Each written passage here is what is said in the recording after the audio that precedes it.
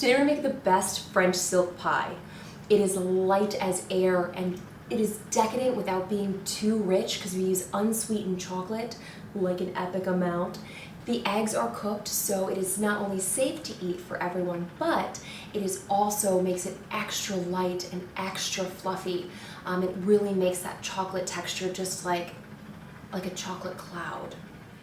Let's get into it. So the first step in my recipe, I do pre-cook my eggs and my sugar so that you don't have to worry about eating raw eggs. So we are going to go ahead and whisk together our eggs and our sugar. I like to give my eggs a whisk before I add my sugar. Okay, go ahead and add all of your granulated sugar. It's a decent amount of sugar because I use 100% unsweetened chocolate for this recipe, so I like to, you're kind of adding your sugar back in, if you will. Okay, so I've got myself some simmering water here, and turn that back on. And then I'm gonna go ahead and pop on my egg mixture, and I'm just gonna whisk constantly, forever, until they get nice and light and fluffy, and then they are going to reach 160. So I've got myself an instant read thermometer here. You can use kind of like a standard thermometer if you'd like, but then you do have to kind of make sure that it goes in far enough past that little divot to make sure that's accurately reading your temperature, whereas this one you just kind of like dip the tip in. So we're just gonna whisk. Can't wait. The only thing that is more important than anything else is that you do not stop whisking or you're going to cook little bits of your egg, and that's going to be really sad. If it's not catastrophic, you could strain it. This will go faster in a middle bowl, but you then won't get as much volume, so it's really a trade-off on kind of the lightness of your pie and the patience and also, general whisking strength you have. Okay, good news. We're done with this step. And we're gonna go ahead and take this off. Yes. Grab her, place her over here. Turn off our stove. Wipe the sweat from your brow, literally. And then we are gonna add our chocolate. So this is unsweetened chocolate. And we are gonna go ahead and just kind of pour this in there. And then obviously the heat of our egg and sugar mixture is going to melt it. Now you can see the beautiful volume that we got from all of our hard work over there in the stove. And adding the chocolate is going to deflate that, as is, later when we add the butter and fold in whipped cream. But some of those air pockets will be trapped, and it'll just be a lighter, like more, melt in your mouth texture than if, you hadn't whisked them like that.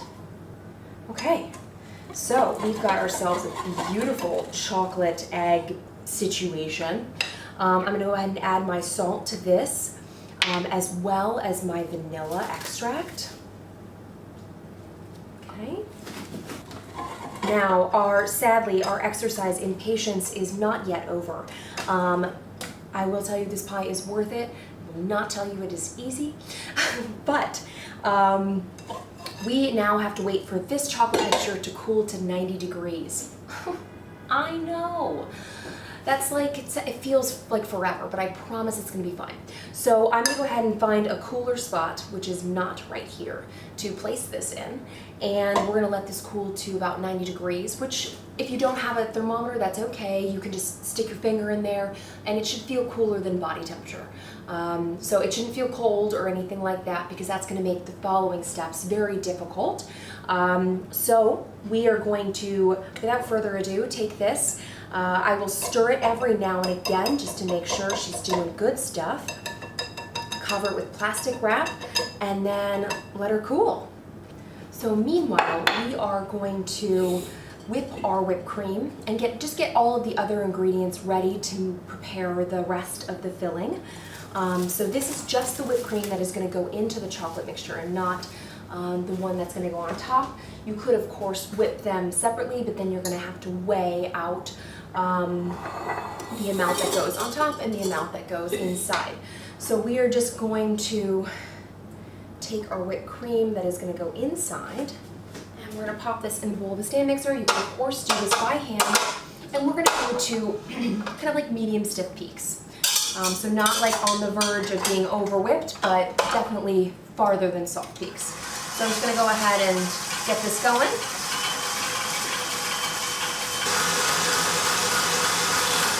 All right, so let's see what we've got in here. Oh, look at that, a nice stiff peak. So I'm going to go ahead and take this, I'm going to transfer it to a bowl, and then I'm going to put it in the fridge and wait for my filling to cool. Also, in the meantime, I have measured my butter, and that is sitting at room temperature so that it's ready to kind of incorporate into that chocolate mixture. Okay, so our filling has cooled to 90 degrees, and we're very proud of her. And we're going to go ahead and take our tempered butter. So this is very soft, you can see, mostly because my room is very hot. And then we're going to pop this in our stand mixer, and we're going to go ahead and beat this.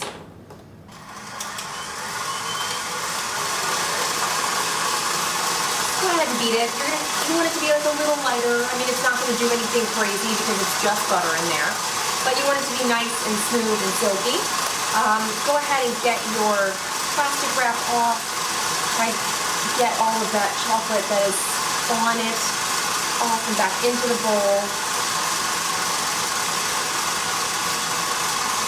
All right, so our butter is nice and silky smooth and just really gorgeous in there, and so we're just going to get all of this chocolate into our bowl.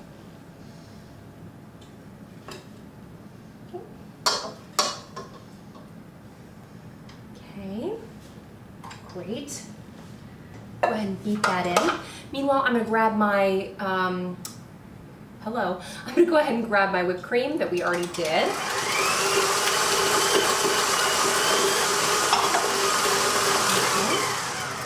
I go ahead and beat that until it looks a little lighter. You know, it's not an excessive amount of beating that's happening, but it is a nice, you know, it's a little lighter. And then we're just going to sacrifice. So we're going to take some of our whipped cream, and we are going to take it and put it into our chocolate, and we're going to fold aggressively. We're not going to stress about how it's getting in there or what it's doing. We're just going to kind of fold it. You know, we're not stressing about keeping our leavening or anything like that. We're just trying to get it to be a closer consistency to the whipped cream so that it folds into the rest of the whipped cream really nicely. Now we can do this either way. We can put this into here, or we can fold in this bowl. This bowl is a little small, so I'm just going to go ahead and fold in my mixing bowl. And just give that a nice fold. Now keep in mind that the heavy whipped cream is in fact very cold, and it will start to cool down your chocolate and eventually just set it. So you do want to fold fast enough to get that chocolate into the whipped cream without it setting on you semi-mixed. I've got myself a par-baked pie crust that I have docked. If you want to see my quick video on when to and when not to dock a pie crust that you're par-baking, then you can go ahead and watch that. And I'm just going to go ahead and get it into this pie dish without further ado. This is a deep 9-inch pie dish. This recipe will also fit a 10-inch pie. It is a generous sized French silk pie, because why not? We didn't do all of that work to get like a sad, small, tragic pie. No, we are here for the volume. Oh man, just take a little taste. Oh dear, that's excessively awesome. So keeping in mind that we are going to have, you know, it's not going to be a flat top, go ahead and just kind of work your way around and keep it mounted up in the center. Now, we are going to go ahead and pop this in the refrigerator and let it set for about 3 hours before we add whipped cream. The whipped cream is optional. It is delightful like this, but I think the whipped cream adds a nice unsweetened or very lightly sweetened balance to it, and it's just a beautiful contrast. So I'm gonna go ahead and get this in the refrigerator because it's very warm in here, and I can see her starting to be like, meow. So into the fridge. All right, it's been about 2 hours, and we are going to go ahead and make the whipped cream topping because I want that to sit just a little bit while we kind of make our decor. So go ahead and just put, this is just plain heavy whipped cream. And then I've got a little bit of confectioner sugar, not a lot, just, you know, just a little bit. And then a little vanilla extract. And then we're gonna take this, pop it in our machine. You can of course do this by hand. Okay, and then we're just gonna start it out kind of slow. And then we'll gradually increase it.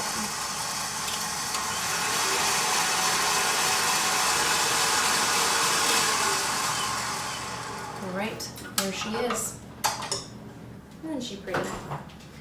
Isn't she pretty? And now we're just gonna mount this on top. Not that. Okay. And then I'm just gonna kind of spread it out. Nothing too fancy going on. This is like a little rustic, elegant but rustic look here. You could, of course, pipe this on if you'd like. And just know that as you continue to fuss with it, any sort of agitation is actually going to continue to kind of whip it. And so you will eventually get an over-whipped cream if you like fuss with it too much. The same goes for piping out of a piping bag. So we're gonna finish our chocolate decor. We're gonna pop this back in the fridge. Let her sit, and we're gonna do our decorations. All right, so it's too hot in here for our decor to set, so sadly, we're gonna go with plan B, which is shaved chocolate, which is just as exciting because it's still chocolate. So I'm gonna go ahead and grab some Baker's chocolate here. So I'm literally just gonna shave it with my peeler, and then you get these like pretty little, you know, shavings all over the top. You do it along like a really long chocolate bar, you can get sometimes like really nice curls, but literally it's the easiest way to do it. Okay, all right, just a little chocolate decor, and that's it.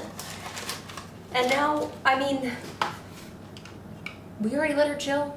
She's been like hanging out in the fridge, so it's really just, you know, it's time to get all of the accoutrements and it's time to try. I'm super stoked. I love this pie so much. All I've got here in my little setup is I've got myself a hot thing of water and a knife to make that clean, beautiful cut that, you know, we all want. All right, without further ado, I'm just gonna go ahead and get in there. Oh my goodness gracious, you can hear the crust down there. It's just like so flaky. This plate looks a little small for this pie, but shh. Okay.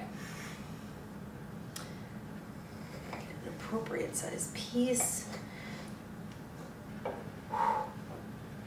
First piece is always the most stressful.